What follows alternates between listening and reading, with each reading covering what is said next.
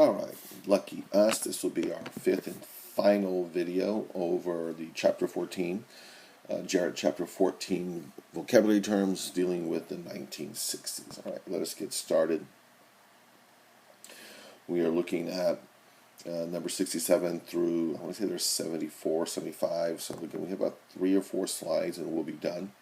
And so we are looking at number 67, the silent majority.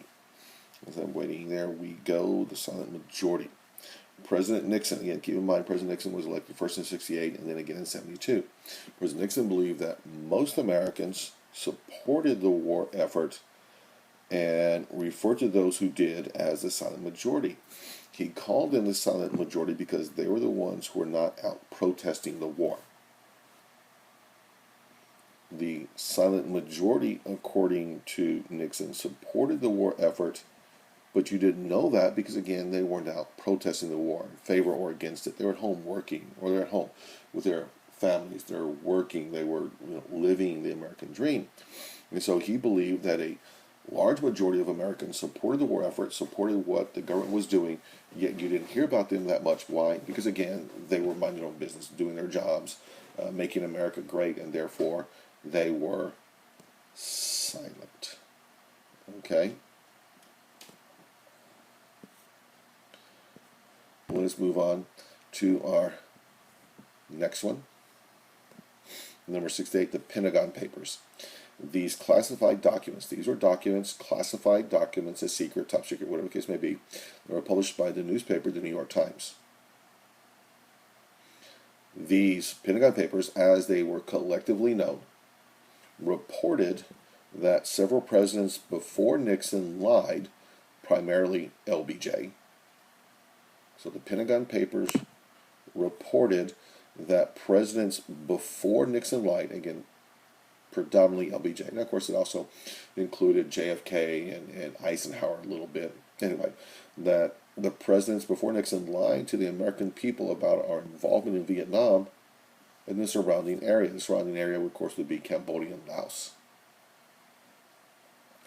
So what we're looking at when these papers became published, this further eroded Americans' trust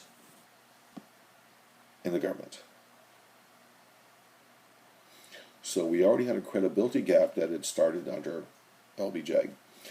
Now we have the Pentagon Papers, which are being published, which prove that presidents before Nixon lied to the American people about our involvement in Vietnam and Cambodia and Laos. We were not at war with Cambodia and Laos, yet we had troops stationed in both countries. We were not at war with Cambodia and Laos, yet we had CIA operating in Cambodia and Laos. Add the release of these documents and the credibility gap that had begun under Johnson, and we are further eroding the trust Americans had in our government. The fall of Saigon. Saigon, of course, is the capital of South Vietnam. In April of 1975, 2 years after we had signed a peace agreement with the North and the South, 2 years after the North Vietnamese, the South Vietnamese, and all the countries involved signed a peace agreement, the North Vietnamese attacked once again, and the South Vietnamese capital of Saigon fell to communist forces. There's any number of good movies and books that are about Vietnam and different aspects of it. Special forces, the Air Force, the Navy, on and on and on. And there are a number of visuals that are left behind. There's some footage, video footage of the last helicopter to fly away from South Vietnam, from Saigon, as it was being overrun by communist forces. The American embassy in South Vietnam was the last stand.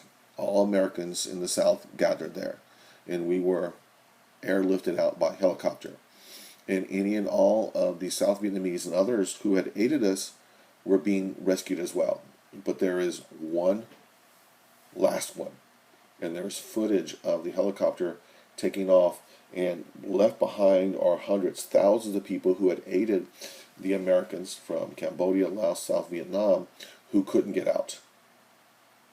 Those are the ones, those people who we had left behind when Saigon fell, they're the ones who fell to communist forces, and they were the ones who were tortured, murdered by the communist forces.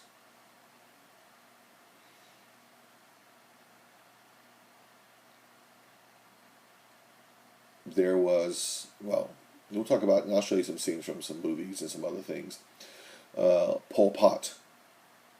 Pol, P-O-L-P-O-T. Pol Pot was the name of a communist leader who rose in Cambodia.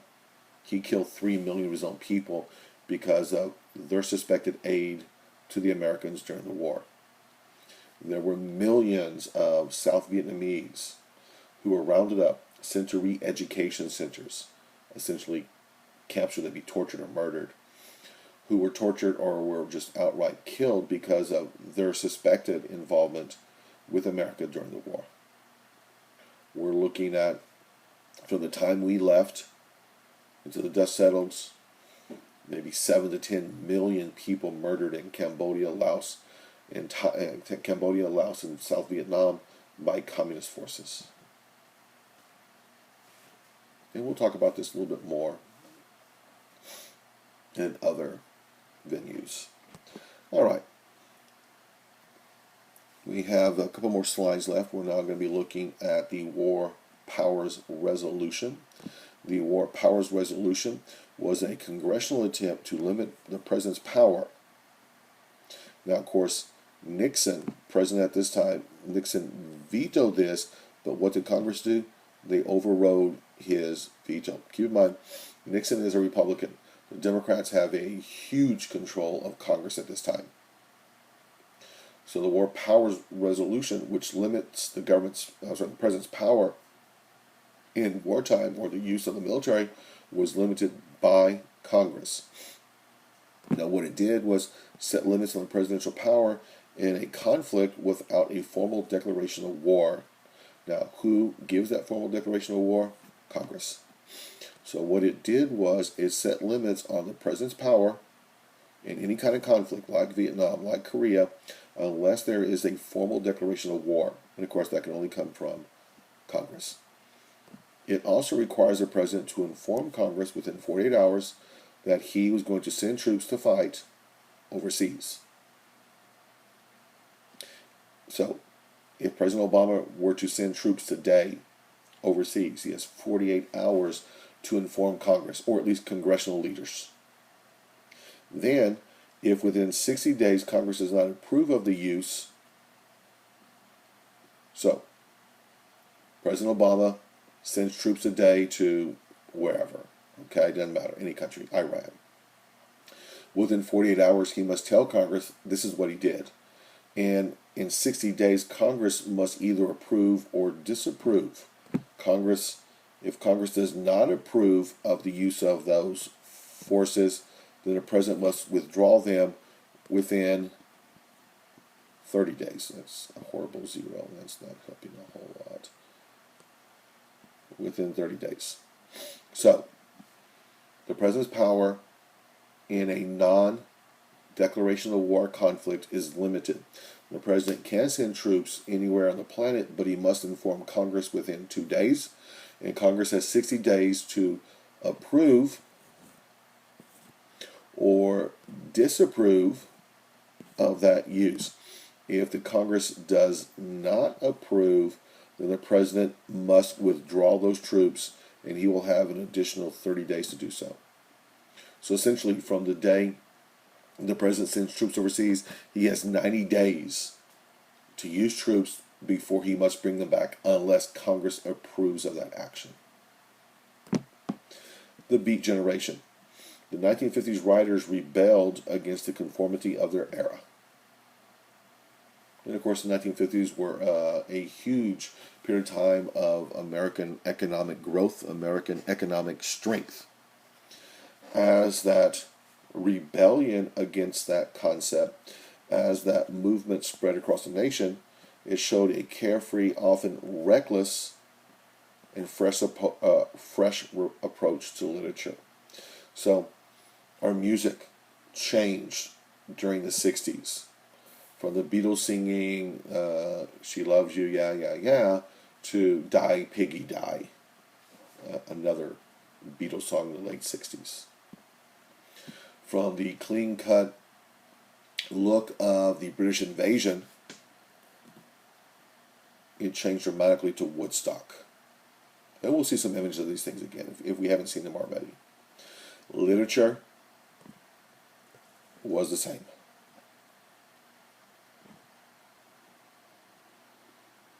We're going to take a look at a couple of writers of this period of time. We can take a look at here on this particular slide, number 72, 3, and 74. Let's start with Allen Ginsberg and Jack Kerouac.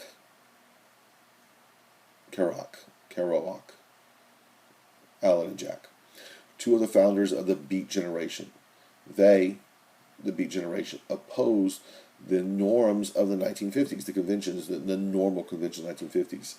They saw the solution to the lifeless materialism. Again, okay, I'll get back and explain that in a second. They saw the solution to the lifeless materialism of the 1950s in a heightened sense of freedom and spirituality. Now, again, these people are essentially rebelling against economic prosperity. Get up, go to work, make money, wife, kids, barbecues, football games, blah, blah, blah. Okay? What most of you are working toward, I mean, that's why you're in an AP/dual enrollment class, is to, get a little bit of a leg up on college, get out of college a little bit earlier so you can go get a good job, blah, blah, blah. And so the Beat Generation essentially opposed that. They saw those norms of the 1950s as essentially lifeless materialism. You're like a robot. You wake up, you do your job, and then you're given some oil at the end of the day, whatever the case may be, okay? And so they saw people who live this life, who live the American dream, essentially lifeless, soulless. They saw things in what they believed, here is the key, what they believed to be a heightened sense of freedom and spirituality. Now, a couple examples of this in the 60s would be Joseph Heller in his book Catch-22 and Kurt Vonnegut's Slaughterhouse-Five. Both of these books, both of these writers, Heller and Vonnegut, challenged mainstream thinking that should be thinking by exposing the absurdity of armed conflict. For example, in Catch-22, great book, made into a movie, soldier doesn't want to be in the military anymore, so he tries to find out, how can I get out? You got to be proven to be crazy. Well, again, okay, how do I prove I'm crazy? Well, in the military, to be crazy, you have to volunteer to go into combat. So the guy basically says, okay, in order for me to be crazy so I can get out, I have to volunteer for assignments that may kill me, which is what I'm trying to avoid in the first place. Yes, that's the Catch-22. And so today we often use that phrase, a Catch-22, when you have to do something that seems kind of contradictory to what your ultimate goal was. The ultimate goal of the key character in Heller's Catch-22 was to get out of the military, but in order for him to get out of the military, he had to volunteer for extremely dangerous jobs, which proved he was crazy, therefore he's not fit to serve. If that makes any sense. Philip Roth. His work dealt with the coming to terms of the middle class radicalism in the 1960s.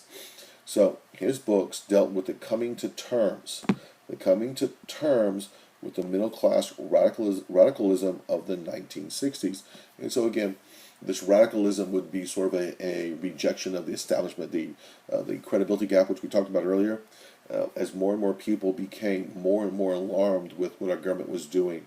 The credibility gap between LBJ and the country, when the Pentagon Papers were released, and with the thousands upon thousands of American troops dying in Vietnam, more and more of the middle class was becoming somewhat radicalized because they saw this as the exact opposite of the American dream.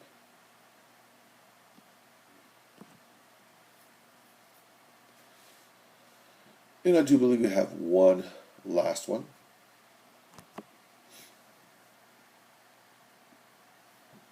Rock and roll. And I do have a number of videos from the late 50s, early 60s with the birth of rock and roll as we sort of know it today. Music which depended upon the incorporation of black gospel music, jazz, blues, and country music. Key performers of the late 50s, early 60s would, of course, be Chuck Berry, Little Richard, Elvis Presley, and I will show you, if I haven't already, I will show you some of their work, which led to or helped create rock and roll, which, of course, is the foundation of today's music. Motown, the Motown sound, predominantly by black artists. It was all by black artists from Detroit. Motown is a record label in Detroit, and it featured bands like the Supremes, which is an all-girls group, and the Four Tops. And again, I will show you some of those groups, those individuals who were both a part of rock and roll, and then, of course, who helped create the Motown sound. Finally, pop art. Popular art and the artists of the time also went through changes.